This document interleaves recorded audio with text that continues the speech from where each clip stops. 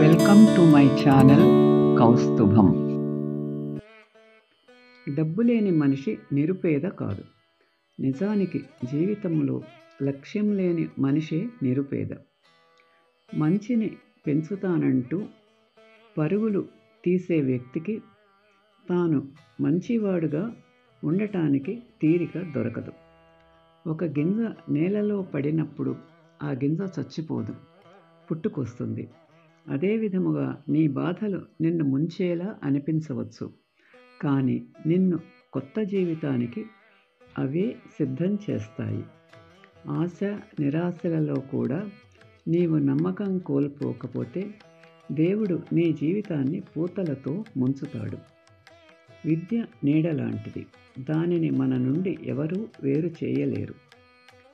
డబ్బు ఇద్దరు మనుషులను విడదీస్తుంది అంటారు, కానీ కాదు. డబ్బు ఇద్దరిని వారి యొక్క నిజస్వరూపాన్ని బయట పెడుతుంది అంతే. గాడిద కష్టానికన్నా నెమలి నాట్యానికి ఎక్కువ విలువ ఉన్నట్లు, కాయకష్టం చేసి బ్రతికే వాళ్ళకన్నా బడాయి మాటలు చెప్పే వాళ్ళకే ఎక్కువ విలువ ఉన్నది ఈ రోజులలో. పరబ్రహ్మ చెప్తున్నాడు, ఒక్కసారి మనసు గట్టి చేసుకుంటే చాలు, ఆ క్షణం నుండి దేవుడు నీతో నడవడం మొదలు పెడతాడు. బలం కావాలా? భగవంతుడు నిన్ను శివుడిలా నిలబెడతాడు. ధైర్యం కావాలా?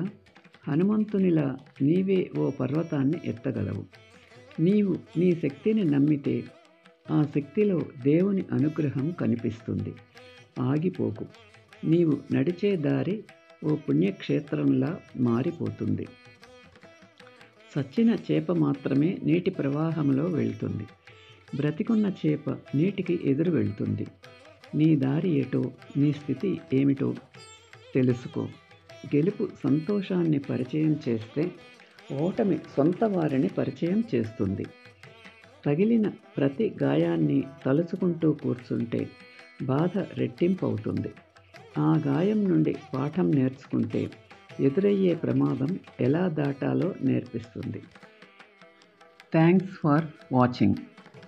Like, share and subscribe my channel.